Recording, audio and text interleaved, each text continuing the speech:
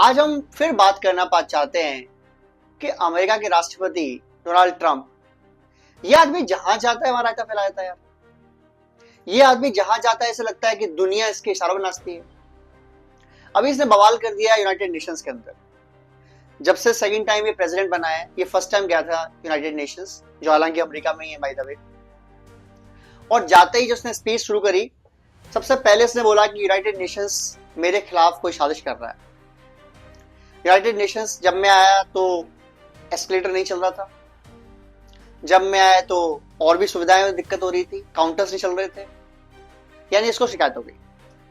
उसके बाद इसने धोना चालू किया सारे अपने नाटो मेंबर्स को, सारे अपने यूरोपियन यूनियन फ्रेंड्स को और सारे दोस्तों के।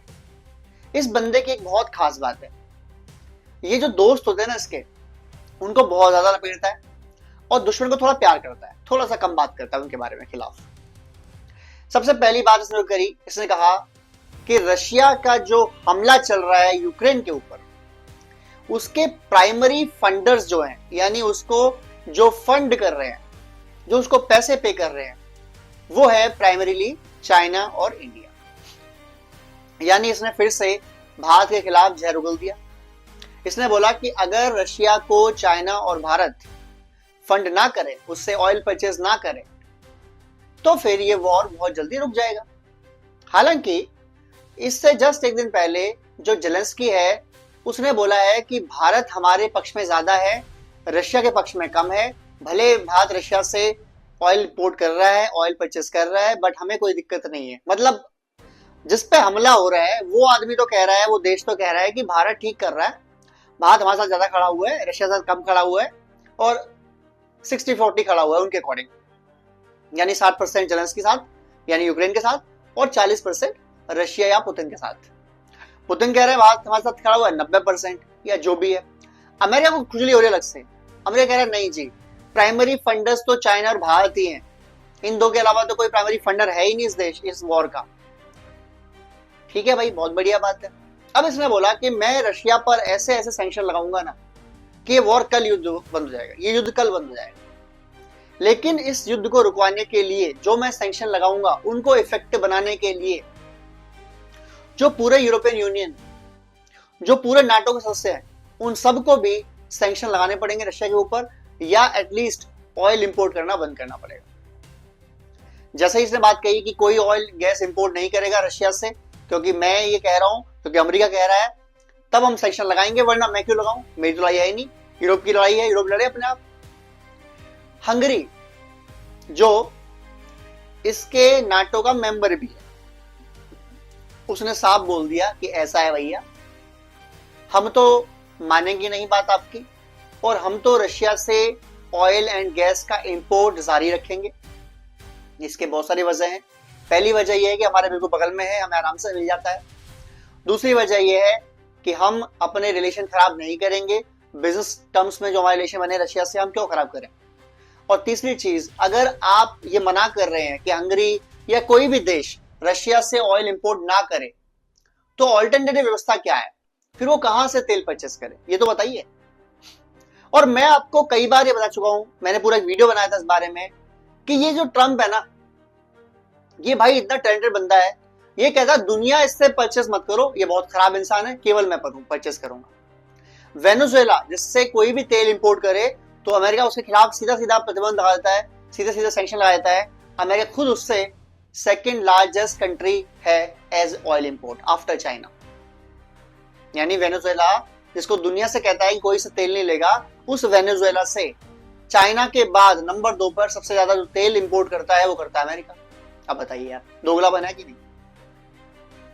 तीसरी बात, नाटो के सदस्य जो है या यूरोपियन यूनियन के जो मेंबर्स हैं, वो समझ गए हैं कि यार ये ट्रंप जो है ना, ये हमें चाहता है ऑयल बेचना, और रशिया के खिलाफ उसको बहाना मिल गया कि रशिया लड़ाई कर रहा है, रशिया हमला कर रहा है यूक्रेन पर, तो बहाना ही मिल गया कि लगा दो सैंक्शन, करा दो बंद।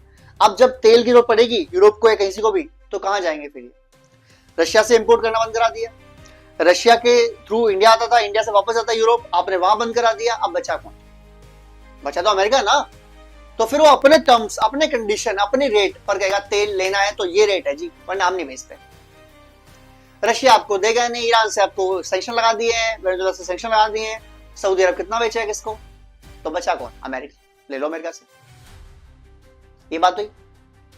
तो छोटे छोटे मुल्क जो है, हंगरी, कोलंबिया जैसा मुल्क भी, वो साफ कह रहा है कि भैया तुम जाओ बाहर में, हम रशिया से ऑयल एंड गैस इंपोर्ट करेंगे चाहे जो भी हो, क्योंकि हमें अपने देश के लोगों की फिक्र है, हमें अपने देश के लोगों के लिए सस्ते में तेल और गैस लेनी है।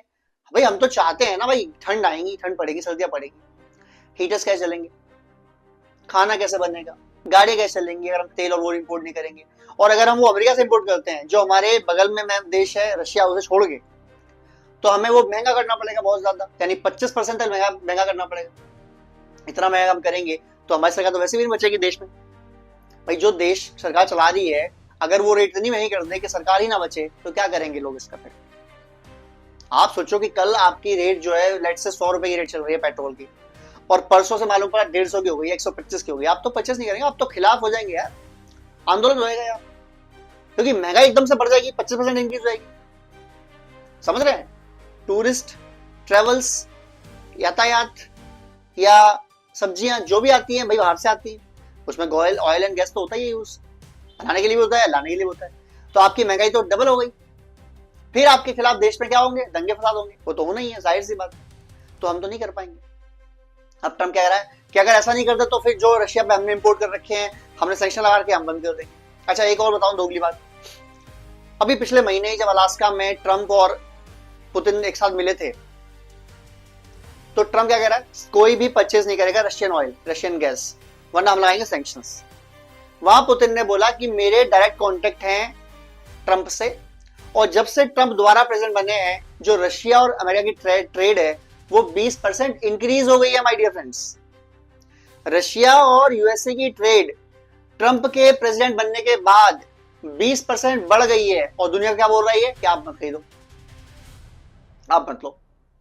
अच्छा, फ्रांस के जो राष्ट्रपति हैं इमैनुअल मैक्रोन, उन्होंने फिर एक चीज बोल दी। उन्होंने कहा ऐसा है जी, आप F-35 जो अमेरिकन फाइटर जेट है परचेस कर क्यों रहे हो, आप क्यों नहीं F-35 की जगह राफेल परचेस कर लेते, पूरे यूरोपियन यूनियन वाले मेंबर्स जो हैं, और क्यों नहीं फ्रांस के पास जो न्यूक्लियर वेपन है उसकी अम्ब्रेला में सब आ जाते हैं।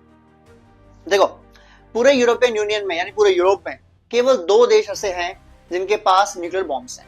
फ्रांस तकरीबन 300 न्यूक्लियर बॉम्ब्स हैं, उसके बाद यूके जिसके पास तकरीबन 200 के आसपास न्यूक्लियर बॉम्ब्स हैं। अब दोनों मिला के कितने थे, 500। लेकिन जब से ब्रेक्सिट हुआ है, यानी ब्रिटेन अलग हुआ है यूरोपियन यूनियन से, यूरोपियन यूनियन मेंबर्स में केवल एक देश है जिसके पास अपना न्यूक्लियर वेपन है, दैट इज फ्रांस। तो फ्रांस ये कह रहा है कि क्यों नहीं पूरा यूरोप अपनी सिक्योरिटी गारंटी खुद करता, क्यों नहीं हम मिलकर एक साथ काम करते, क्यों नहीं आप सब आते मेरे साथ एक साथ जुड़ते कि हम फ्रांस की न्यूक्लियर अम्ब्रेला के अंदर सारे यूरोपियन यूनियन देश आ जाएंगे, और उसके बाद आप राफेल परचेस करिए, आप सारे हथियार फ्रांस के परचेस करिए। आप क्यों परचेस कर रहे हैं ट्रम्प का, आप ट्रम्प को पैसे भी देंगे F-35 के लिए, आप उसकी सारी बातें मानेंगे। कल तो उसने बोला कि नहीं जी मुझे नहीं पसंद कि आप ये सब कर रहे हो, बंद करो, वरना मैं तो देता F-35, मैं तो नहीं देता सपोर्ट इसकी, तो वो कर देगा बंद, बिकॉज ही कैन, कर सकता है वो। Not talking only about Trump, हो सकता है इसके बाद कोई यूएस का प्रेसिडेंट बने वो बंद कर दे, तो ये तो अलाउड है वहां पर। तो आप तो फंस जाएंगे, आपकी सिक्योरिटी कैसे मेंटेन होगी। तो फ्रांस के राष्ट्रपति कहते हैं कि विदाउट टेम्परिंग फ्रांस सिक्योरिटी, यानी हमारी सिक्योरिटी में कमी किए बिना हम चाहते हैं कि हम पूरे यूरोप यूनियन की सिक्योरिटी की गारंटी दे या ले। पैसे आप इकट्ठे करिए, आप फाइटर प्लेन परचेस करिए, आप सबमरीन के ऑर्डर करिए, आप मिसाइल्स के ऑर्डर करिए, हम आपको सब देंगे, और हमारे पास न्यूक्लियर वेपन भी है।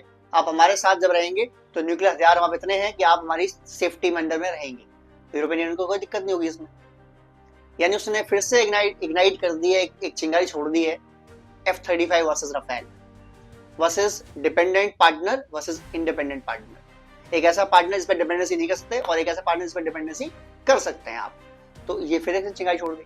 यानी छोटे छोटे मुल्क जो है, हंगरी, कोलंबिया, फ्रांस तो छोटा मुल्क नहीं है, बट ऐसे सारे मुल्क अब खड़े होने लग गए डोनाल्ड ट्रम्प के खिलाफ, यूएस के खिलाफ। क्योंकि ऐसा है ना, वो भाई सारे देश जो है वो इंडिपेंडेंट मुल्क है। आप सोचो कि आप यूएस के अंदर बैठ के पूरी दुनिया चला लोगे, ये तो नहीं पॉसिबल है, और आज के जमाने में पॉसिबल कतई नहीं है ये। हो सकता है 30-40 साल पहले पॉसिबल रहता हो, पर आज तो पॉसिबल नहीं है। खैर एनीवेज गाइस, किस किस को लगता है कि अब जो यूएसए की जो सुप्रीमेसी है, वैसे भी ढलान पर ही है, पर खत्म होने वाली है, ऐसा किस किस को लगता है? किस किस को लगता है कि यूरोपियन यूनियन फ्रांस के अंडर आके, न्यूक्लियर अम्ब्रेला के अंदर आके राफेल को तरजीह देगा बजाय F-35 लेने के? अगर आप मेरी राय से एग्री करते हैं तो प्लीज कमेंट करें, शेयर करें, सब्सक्राइब करें। जय हिंद, जय भारत।